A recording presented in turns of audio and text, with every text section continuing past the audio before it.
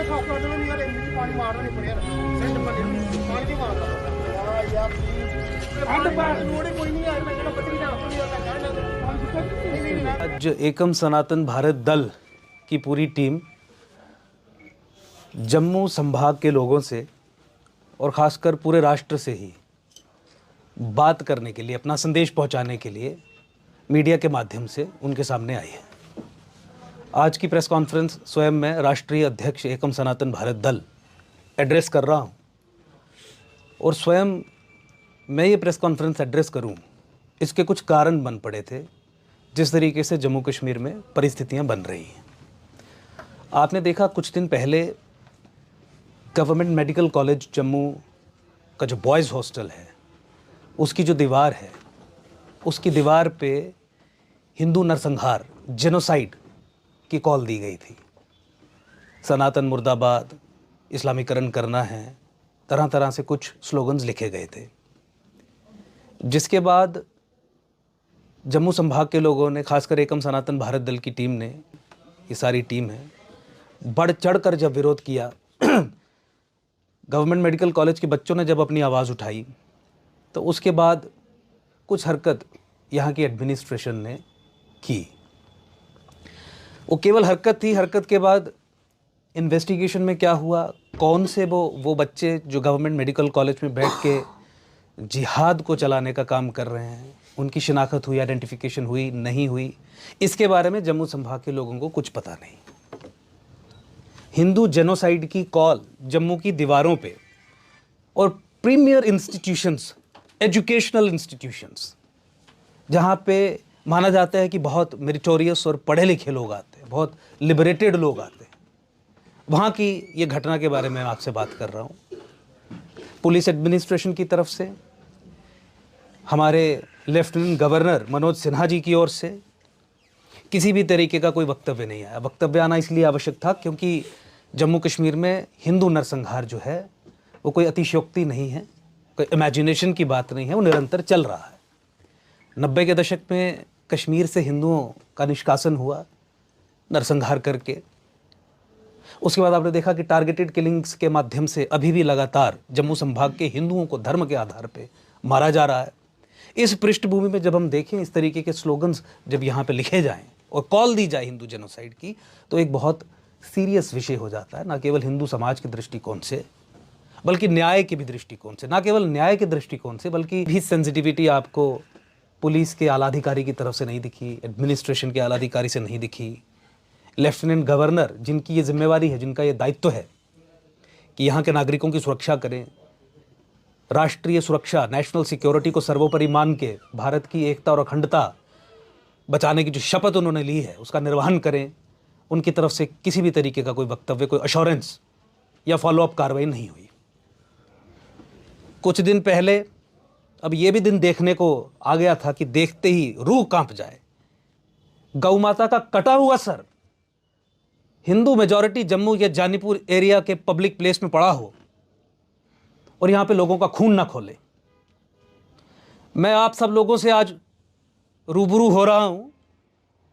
Administration को लेके जो हमने कहना है, पुलिस को लेके जो कहना है, सरकार को लेके जो कहना है, वो तो कहना ही है, लेकिन आपसे भी रूबरू होकर यह आपसे निवेदन कर रहा हूं कि ऐसी घटनाओं को संज्ञान में लीजिए। मैं जनता से निवेदन कर रहा हूं। और जो लोग अपने घर से 10 की संख्या में, 15 की संख्या में कम लोगों के साथ निकलते हैं ऐसे कुकृत्यों के खिलाफ आवाज़ उठाने के लिए, उनके साथ खड़े होइए।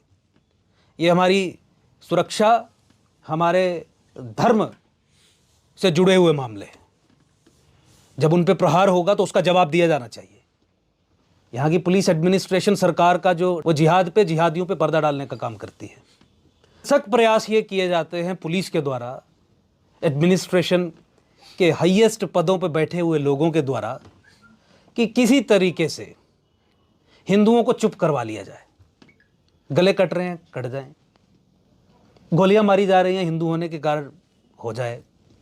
दिखा देंगे किसी फर्जी कोई व्यक्ति को कहीं पे मार दिया गया, पाकिस्तान में मार दिया गया, कोई एनकाउंटर हुआ, कह देंगे ये वही व्यक्ति थे जिन्होंने आके यहाँ पे टारगेटेड किलिंग्स की थी, ताकि लोग बोले ना। हिंदू नरसंहार को नरसंहार घोषित नहीं करेंगे। हिंदू नरसंहार को नरसंहार घोषित, आपने अंग्रेजी में वो इडियम सुना होगा, राइटिंग ऑन द वॉल। दीवार पे जो लिख दिया जाता है वो फलीभूत होता है, तभी कहा जाता है कि it is writing on the wall, और इसीलिए इसे सीरियसली लीजिए। आज मुख्यतः ये press conference Janipur police station में जो मुकदमा दायर हुआ है गौ हत्या के संबंध में, उसको लेके की जा रही है। ये इसकी एक पृष्ठभूमि थी कि सरकार का ट्रैक रिकॉर्ड क्या रहा है। मुझे बताइए, आप भी मीडिया के अधिकारी और जो लोग हमें सुन रहे हैं, जनता जो हमें सुन रही है, वो भी अखबार पढ़ती है, टीवी देखती है, सब कुछ। किसी पुलिस वाले को, बड़े अधिकारी को देखा ये कहते हुए कि हम इस केस में बहुत सीरियसली इन्वेस्टिगेशन कर रहे हैं, टाइम बाउंड मैनर में इन्वेस्टिगेशन होगी, दोषियों को कड़ी सजा दिलवाई जाएगी? कोई लेवल ऑफ कमिटमेंट किसी बड़े अधिकारी की तरफ से आया? जहां बात हिंदू सेंसिटिविटीज की हो, जहां बात सनातन संस्कृति, सभ्यता, धर्म से जुड़ी हुई हो, इन लोगों को सांप सूंघ जाता है, ये मौन धारण कर लेते हैं। ये जो परपेट्रेटर है, जिसने वो कुकृत्य किया, किसी तरीके से उसकी सुरक्षा की जाए, उसके खिलाफ, उसकी कम्युनिटी के खिलाफ लोग ना बोले, वो कैसे सुनिश्चित किया जाए, उसके लिए प्रयास करते रहते हैं। जो लोग प्रोटेस्ट करने के लिए घरों से बाहर निकलेंगे, घर पे पुलिस भेज दी जाएगी, फोन करके धमकाया जाएगा। हिंदू विषयों को लेकर आज जम्मू कश्मीर में परिस्थिति यह है कि अगर कोई व्यक्ति उन विषयों के संबंध में सामने आके अपनी बात रखना चाहता है तो उस पर दबाव बनाया जाता है, और सरकार जिहादियों के साथ खड़ी है। आज इसी बात पे मैं जोर देना चाहता हूं। बात बहुत लंबी हो जाएगी अगर इनके जो कुकृत्य जम्मू कश्मीर में खासकर एलजी के लेवल से नीचे पूरी एडमिनिस्ट्रेशन तक के चल रहे हैं उस पर करूं, बात लंबी होगी, डिविएशन। आज मैं लोगों से निवेदन करना चाहता हूं, गौ माता के लिए खड़े हो जाइए। कटा हुआ सर फेंका था उन्होंने जानीपुर में, हमारा शर्म से सर झुका है। इसीलिए लोगों से निवेदन मैं ये कर रहा हूं कि जगह जगह निकलिए, सवाल पूछिए अपने नुमाइंदों से, सवाल पूछिए अपने आसपास के पुलिस वालों से, थानेदार से, सवाल पूछिए सरकार से। 370-35 के खात्मे से पहले गौ हत्या जम्मू कश्मीर में प्रतिबंधित थी, कानून था, बहुत ढीला कानून था। मैं जस्टिफिकेशन नहीं दे रहा हूं कि कानून था, गौ हत्या पर प्रतिबंध था, ढीला कानून था, कुछ नहीं होता था उस कानून के तहत। लेकिन 370-35 के खात्मे के बाद तो वो कानून भी खत्म हो गया, वो जो प्रतिबंध था गौ हत्या पे वो खत्म हो गया। हमने गुहार लगाई सरकार से, कानून बनाइए, बवाइन स्मगलिंग, काउ स्लॉटर के संबंध में सख्त कानून बनाइए। हाई कोर्ट की डिवीजन बेंच ने यहाँ के चीफ सेक्रेटरी को हिदायत दी, सरकार को हिदायत दी, कंसिडर करिए एक लेजिस्लेट करना। आज तक इन्होंने लेजिस्लेट नहीं किया। क्या मैसेज दिया भाजपा की सरकार ने? होम मिनिस्टर भाजपा के और उनके एजेंट एलजी यहाँ पे, उनकी एडमिनिस्ट्रेशन ने, कि गौ हत्या पे हम प्रतिबंध नहीं लगाएंगे, गौ हत्या को हम खुला छोड़ देंगे, लेजिस्लेटिव स्फीयर में कोई भी कर सकता है। आज पुलिस अधिकारी, बीच में बहुत अच्छे पुलिस अधिकारी भी जो बवाइन स्मगलिंग के इंसिडेंट्स में बड़ा पॉजिटिव रोल निभाते हैं, वो क्या करें? लेजिस्लेटिव फ्रेमवर्क की एब्सेंस में कौन सी सेक्शन लगाएं, किस तरीके से इन दरिंदों को सलाखों के पीछे भेजें? वो कोर्ट में जाके एक दिन में जमानत करा के ले आते हैं। कोई भी सेक्शन लगा दी जाए, कानून ही नहीं है। और कानून के साथ ही गौ माता के संरक्षण के संबंध में क्या किया जा रहा है?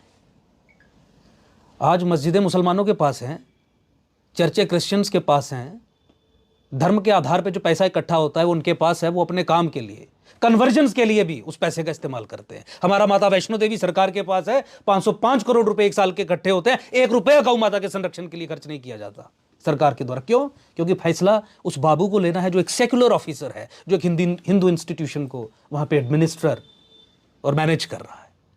और जब हम इस संबंध में भी आवाज उठाते हैं तो आवाज दबाने का प्रयास किया जाता है।